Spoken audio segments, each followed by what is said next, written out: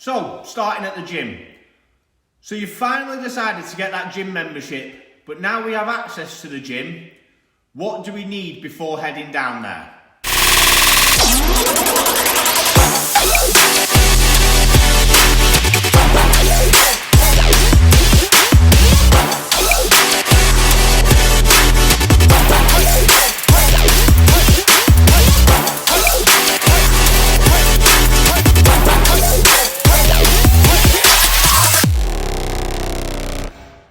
Well, obviously, we need clothing, we need water, we need a towel, we need a padlock for your locker. But the most important thing we need is to change our mindset, specifically how we view failure. Failure is something we all have to face, but how we see it and how we react to it is what sets us apart. In our lives, regularly we face failure, and generally speaking, we take it on board, we learn from it, and see where we went wrong, we change our behaviour and how we approach it next time. So firstly, we need to accept that the fact we are going to fail and that this is a good thing and ultimately is what we need to be aiming for. I'm not now going to tell you how we need to be training to failure, each rep and things like that. I'm going to discuss more the broader sense of the mindset of failure. So especially those who are naturally sporty, or aren't naturally sporty, and involved in sports. The last time you did some form of physical activity was PE at school. It's not going to be easy getting back into the gym and getting back into fitness. So this is critical where we implement the correct mentality before we even get into the gym in the first place. So this will give us that better chance at sticking and reaching our goals and not wanting to just give up. A book called Black Box Thinking by Matthew Syed looks at this and highlights how we can use it and how it is something that is vital and an integral part of our growth as people. In his book, he discusses varying real life situations and how we react to these and how and why we react in certain ways. So the title comes from the aviation industry, as the black boxes they use are a great visual representation of how we can learn from failure, so that we don't make that same mistake then again in the future. With the aviation industry, it is a lot simpler for this to be able to be done and look at itself and react to this.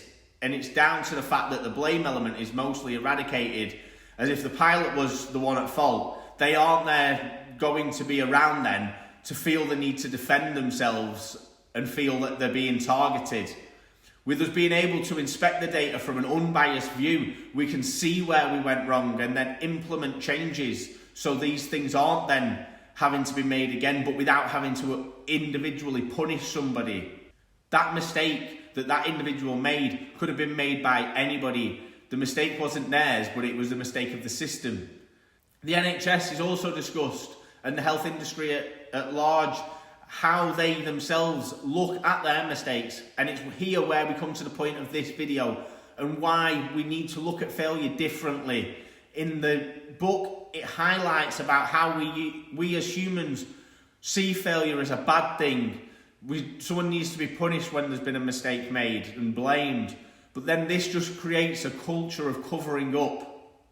If we see failure as more an inevitable thing that needs to happen for change and for our growth, then we can begin to discuss things more openly rather than feeling guilt and shame and wanting to punish each other.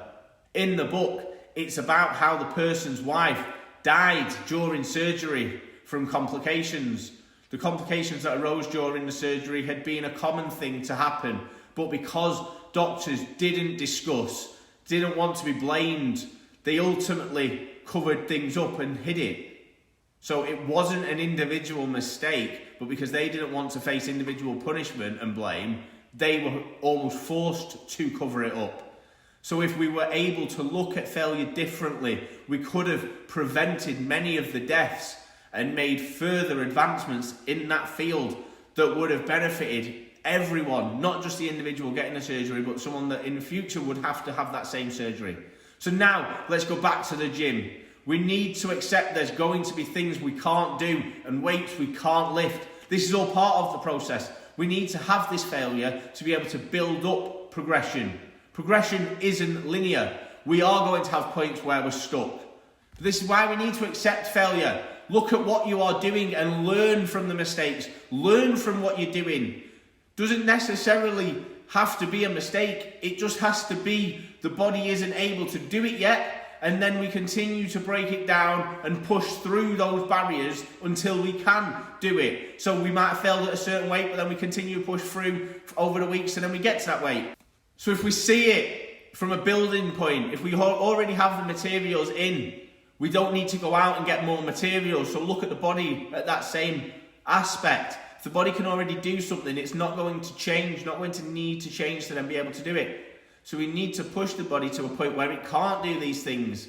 And that's why failure is an integral part, because ultimately we need to make the body fail to make it improve. If we talk about these things together with our friends and our community in general, we will be able to achieve our goals in a far healthier way and a happier mindset, without this false illusion that people are continually smashing the goals and consistently progressing.